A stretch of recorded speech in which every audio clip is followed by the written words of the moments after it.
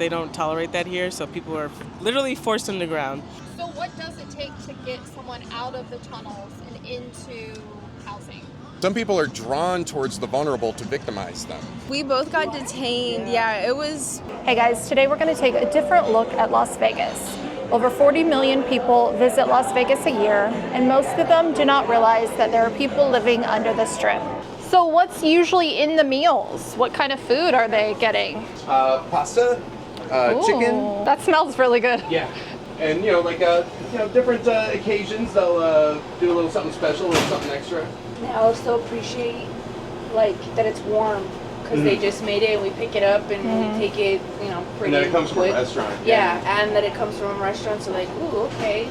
It's the little things we take for granted, having a hot meal Really, or being able to go to a restaurant, That's so amazing to be in a position of owning a restaurant and you can help other people, but at the same time we were talking about times are tough, so small businesses are struggling and they're still putting others first. That's just really great. So how do you decide what donations to give in addition to the food? Do you save those for the tunnels? Do you kind of assess the situation and see they might need this? We can assess the situation. I like saving the bulk of stuff for folks in the tunnels, just because they kind of need more resources, especially after it rains.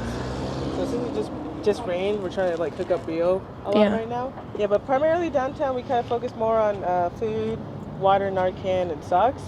And then tunnels were more about clothes, blankets, stuff like that. But if we have more resources for everyone, we try to get more for folks down here too. Where do you get the Narcan? Is it donated? Yeah, it's actually through the Southern Nevada Health District. We're enrolled with a program with them. Sometimes there's not the same people. There's not ladies out here to give the feminine products to. Sometimes there is. Hi. Good, how are you? What's up, man? They do stuff like this sometimes. That's sweet. I don't know, this is sweet, but this person gave me this little... They said a diamond in the rough. That's really sweet. Do you need some water or meal?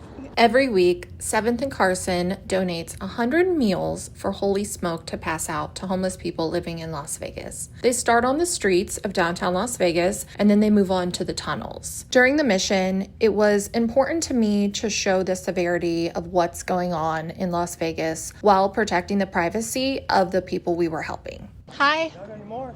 Yeah, can I get one for him? Oh yeah, of course. My name is Shauna. We're Holy Smoke Misfit Missionaries. We go to the tunnel every Wednesday, starting missions at 4 o'clock. And I'm Tony, also on, we're all on the board of directors for Holy Smoke. Been doing this for a few years now. And we're here every Wednesday, 4 o'clock. We meet here at 7th and Carson. Restaurant, same location, same name. Excellent food, really great vibe here. And come on through anytime. I'm Kenya. I've been with this organization for less than a year. It's been pretty cool. Hi, I'm Andrea. I actually started out with Shine a Light. I found them first. I found Holy Smoke. They go out on a different day. It was just a smaller group rather than Shine a Light, so it was cool, our group, and we go and it just seems more personable or something, they know them. So to go in a smaller crowd, they're not looking at us what are you doing coming into my space? How far does this go? This a regular tunnel connects to all the rest? It just keeps going, or is this a short one? I don't know how far it goes. Because it looks like, you would think, obviously you just can only see so far, but it's crazy to think it would go, underneath the strip, Does this one go to the Caesar's Palace that leads to the art gallery? Oh, yeah. Okay, hey, so this is the one. Hey, what you doing on this side, art gallery. And then you go through it, and then there's a bigger space, where you get to, pick a tunnel and go in which one. And then there's the wall, there's the art gallery. And then, the drain where, the little holes, they show, if you wear heels, you're going to get stuck in it. Yeah. We're underneath that. And then there's, the little stairs to go up. And the Caesar's Palace is right there. And there's been 2 people that were there when I went, and they didn't even know that we're That's crazy. under them. That's wild. And then, I look up, and I didn't even know, whoa. You don't know. There's the Caesar's Palace. I didn't even know when I was at the Caesar's Palace. I didn't even know that was there. That's just crazy. Holy Smoke started since I've moved out here. I moved out here in 2019. So it's been going for about 6 years now. It used to be run by this couple named Doc and Teresa. They were this lovely couple. We all used to live in the same building. So they were like, yeah, we go into the tunnels and feed people. And we're like, what? I just moved to Vegas. I didn't know anything about the tunnel system, but there's miles and miles of tunnels. And they're still putting in new tunnels, like all the time, to redirect rainwater, because there's the earth here is like clay, like hard clay, glitchy clay, but basically it's like impossible for any water to like soak through to the ground naturally. So it floods really badly here. So they built the tunnel system to like redirect the water to Lake Mead. And now that the state of the country right now, it's used as like housing for homeless people. It's like the safest place for people to live, because there's really no public kind of camping in Las Vegas. They don't tolerate that here, so people are literally forced underground. But anyways, they started the charity, but a few years back, they unfortunately split, and the founder, Doc, didn't want to do this work without his wife. He's like, I can't do this without her. So me and Tony came to the plate, and we're like, well, we can do it. We know everyone in the tunnels. I love doing this work. I don't want the charity to go under, so I picked up the plate, and now Holy Smoke continues to this day. And I've been running it like 2 years now. At first, I just wanted to play video games all the time. I was like, I'm not ready to do this. What did I take on? But we're still going strong, and we're all here today. That's actually how I found you guys. I was watching Intervention, and Doc was on an episode. And so I was just, binging Intervention. I got really into it. Where do you live? Right now, I am living in this beautiful riverfront property here. And I was like, wait, obviously I knew about the tunnels, because there's several videos on YouTube. I think like the past 7 years. I think that's the oldest one I found, like 7 years ago. Mm-hmm. So I was aware of the tunnels, but I had no idea that people were going in there and helping. And so I emailed you guys right away. Yeah, I'm glad you did. And it's like I said, we go down there every week, so we're used to it. It's not. It's always exciting and fun and out of the ordinary. And there's different communities, different tunnels, different cultures, that kind of thing. And sometimes there's like new communities move in, or people get pushed out of a tunnel. There might be like a development project, or F1 coming around right now. They clear out the tunnels for that. I was going to ask about that. I read that yesterday that some of the tunnels people can no longer live in because of things like F1. Mm-hmm. Like or whatever, they don't have access, or I don't really know where they're located and how it's like closed off. But that's true. Well, there's a district called referred to as the Corridor, referring to the Las Vegas Strip, and the way it's set up, the understanding is that once you get a stay away order from the Corridor, if you broach that boundary, then you're facing years in prison. So now some of these tunnels are just on the outside of the Corridor, which is why they're populated. And so people have gotten, communities have developed down there. But then during like special events like F1, New Year's Eve, they get cleared out for either security or just appearances. There's a huge crackdown. Of course, nothing is done to solve the underlying problem. So every time they do this, all these communities get uprooted, and then you have people milling about, and then they reconstitute into new little communities and villages. And sometimes that reconstitution isn't so wholesome. They might get drawn together through some kind of common vice or common struggle that is not as healthy. So a lot of these communities in the tunnels, it's a more stable community. We've gotten more people out, people into permanent housing from the tunnels than say from parks or underpasses or any of the other places where homeless people reside. It's just easy to keep track of people. Yeah, it's easier to keep track. It's a safer community. Most homeless people are elderly, and it's a very gray-haired scene. A lot of wheelchairs, a lot of people with health problems, that kind of thing. There's this idea of like homeless people is so like scary and hostile. It's like no, it's like old people, disabled people. That's the common. That's what we're. It's basically the old folks' home for Las Vegas is underground. As soon as you get past it, there's not a single little pathway, right? Oh yeah. Go back further. There's not a single speck of rock or anything out of place. It's just completely. Whoa. Even just here by not having trash right here, like he has it clean. and really like there's a little trail right there, and it's kind of like swept, and I don't know, this is a clean tunnel. Wow. That one, they say to not go in. Okay. Like we're not welcome in or whatever. Like we've left. The last one? Yeah. I don't know if it's this one or both of them. Do you know who comes down to put these here? That's very nice of them. I don't even know. I didn't know what that was until he said, but I was like, I thought it was like an eviction notice or something because I never seen those. What that is, something, you know, just consider it to have that and the resources listed. We got guys clothes this time? Oh, shoot. Yo. All right. Got some nice, Adidas pants. or something close to it. Shirts. Shirts. Comfy. Coat. Did you get any clothes, man? I think it's why I got so fat, because I eat half meals off a goddamn time. Oh, you good on clothes? All right, cool. I'll take a pair of splits. Boo! Except for the team. Except for the two. Just start fights out here.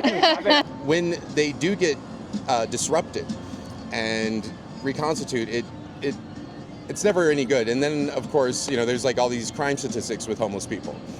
Homeless people are victims of crime. You know, they're constantly targeted. So during all this kind of, you know, mayhem that is created by the government pushing people around, it promotes so many other problems throughout the rest of our society, and you know, so many additional costs, you know, that are incurred, emergency room visits, police time, this kind of thing. Or even cutting down trees and closing parks. Yeah, cutting down trees, closing parks. Yeah. Homeless people exist. Yeah. And with an estimated like 6,000 homeless people residing in Las Vegas, it breaks down to something like $50,000 per homeless person. But that's not counting all of the other, you know, tertiary costs, extra emergency room visits. And so that figure is actually like we're spending more than $100,000 a year per homeless person. So it'd just be much cheaper just to house everyone, you know? It's cover like multiple years of rent. But Yeah, and then downtown here, you know, we have very much old population down here. You know, it's like just a lot of elderly people. Downtown's, you know, a little rougher scene, you know, a little more of a, you know, vice-filled, you know, area here. But still, it's still just like elderly people. When I was shopping for the donations, I thought about kids. And then I was really thinking about it. I'm like, I never really see homeless kids in Vegas. Like, are they in shelters? Are they not living in the tunnels? Because, like, even just on the street, like, I didn't know if they were very strict and they take them to a shelter immediately, or, like, where are the kids? There's just better resources for children. Yeah. Yeah. Well, there's like a shade tree, I've never aka Shady Tree, because it's not a very pleasant facility. But There yeah. are more programs for, like, women and children, right? Yeah. Okay, so that's probably where they're... Well, I mean, I wouldn't say so much for women. It's Mothers? yeah, you know, like mothers with young children at the time. But then a lot of people that we work with, they're mothers that are separated from their children, and you know, so there is like some like very base minimal like social safety net that we have as like, you know, humans to not let children die in the streets, but anyone else is fair game, it seems. So that's something I've never thought about. So if a mom and her child become homeless, they're not going to necessarily put them in a shelter together, but they may the mother will be take the child and put them in like foster care. Well, yeah, mother will be seen as unfit. Now, the number one cause for homelessness amongst women nationwide is domestic violence. Bad breakups, just being economically dependent, you know, this kind of thing. By the time a woman is in that situation, she's probably already lost her kids. Things you don't really think about, you know. Like, Yeah. You know, that's the first time I was like, wait, where are the kids? And then I'm like, you're right, they're probably in foster care. Like, it's really sad. The one guy we were talking to said he lives down by Caesar's Palace. So the tunnel, he takes all the way down there. So I thought it was important to make this video so people could get involved and they could help. Whoever's watching this video, how can they get involved? How can they donate? How can they volunteer? What can they do to help the homeless people in Las Vegas? Well, volunteering, we come out every Wednesday at 4 o'clock at beautiful 7th and Carson. Our missions typically last about 4 hours, but you can donate as much time as you're able to. Like high demand, if you want to donate physical items, toiletries are always the big ones, like wet wipes, toilet paper, clothes, especially men out there. Please donate your clothes. Yeah, no, we have tons of women's clothing. We get so many women have so many clothes. Men have like 2 T-shirts until they die. So if you're a man, and you have any clothes you want to donate, please do that. And all kinds, really appreciate that. All types of clothes, like, and then like with women's clothing, like there is it's starting to come back together, but in the area of the Virgin Hotel, there's a goth girl tunnel where all the goth girls band together for their, goth girl needs. So whenever we get like a Wednesday Addams looking dress, we know exactly where to take it, You're like, take it to this tunnel. Yeah, and then, there's the Bad Bitch Camp near Mulaski Park.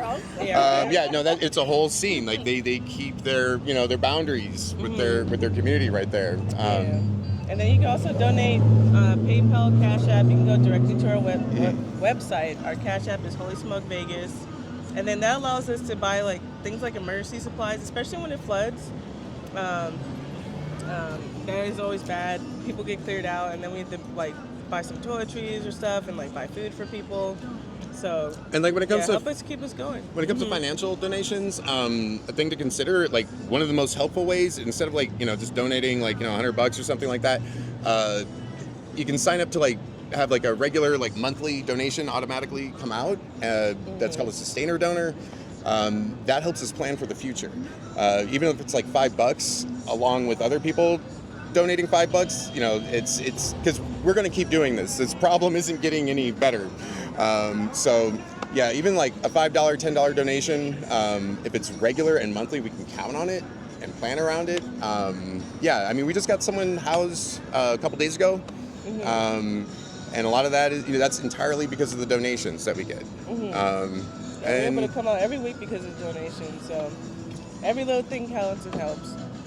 And or patronizing. If you're downtown and you're hungry, come to 7th and Carson. You supporting the place that supports us. They provide us like good meals. 100 of them and they supply other charities as well. Yeah, they do this like 4 or 5 times a week. It's super awesome. Yeah. So you guys mentioned that there's roughly 6,000 homeless people in Vegas. Do you know how many people live in the tunnels? That's taken from the HUD hit count, point in time count, where they just go around one night and count how many heads they see. So that's where they get the 6,000. They got 6,000? And they still got 6,000. And that's not counting the people in the tunnels. They didn't count any people in the tunnels. So or anyone in their cars. Definitely in the hundreds. Just hard to say for sure. But I think it's populated because it feels like a safer area than the streets most times. So since you're newer to this, what would you say is the most shocking thing that you learned once you started volunteering? Oh, well, yeah. Oh my gosh. Your first mission, I felt so bad. Yeah, I know. Your first mission, we both got detained. It was, we were on a mission and it was, we were just dropping off the goods, chatting with people. And then we noticed that there's like a cop at the top because we were like in the tunnel area. And then when we were finished up and we hit, like literally when we step on the sidewalk, they hit the siren. And then the whole situation was just unnecessary, but essentially it was like classified under loitering or whatever. But it was clear that it was like what we were doing there. So me and Shauna got handcuffed for like 20 minutes. Put up against the car. The cop has no like valid, like it was just very, and they were, I don't know, like it feels so hateful. Like you see these people in this situation, instead of helping, instead of like understanding at the very least like what we're doing, it's very, we don't want to see that happen here. Like take that somewhere else. I think there's an area. And for our charity. Because help goes out there, Shining Light goes out there. They never have no issues, but we come out there and all of a sudden it's a big deal. And like we told them 3 times, we give them our business cards. It's like, we're Holy Smoke. We've been going out here for 6 years. And I think we got better numbers getting people housed. I don't know. Yeah, I'm just saying, So what does it take to get someone out of the tunnels and into housing? Most of the time, it's reconnecting them with family. That's like statistically probably about half the people we've gotten back inside. It's just been a matter of developing a rapport, being friends with them, getting them set up, delivering mail, mail back and forth correspondence so that they can get their ID, their papers, but also correspondence with family, because some people, that's how they're comfortable talking to them. It's just through delayed written messages, old school style. And that's so mostly. There is a great resource that I love out here, Crossroads of Southern Nevada. It's the rehab that we get recommended to us by the folks living down there. It's like, the staff are, really cool, real humane, dignified conditions there. And after you complete their program to get sober, they give you an apartment. We've had a lot of success with getting people. They get sober, then they get set up in an apartment that's paid for like 1 or 2 years, different people, different situations. They're also, basically all you need to do is know your social security number. If you don't have your ID, they'll set you up. Yeah, we basically just take people there and, I don't want to say drop them off like we ditch them, but, we just basically, drop them off, and then they're fine. Sometimes we hear from people afterwards. Sometimes we don't, and I totally get it. Yeah. They don't want to look back. They're they got their life back together. It's like a happy, sad. Yeah. Well, I better not ever see you again. But like in a good way. But you guys become friends with them.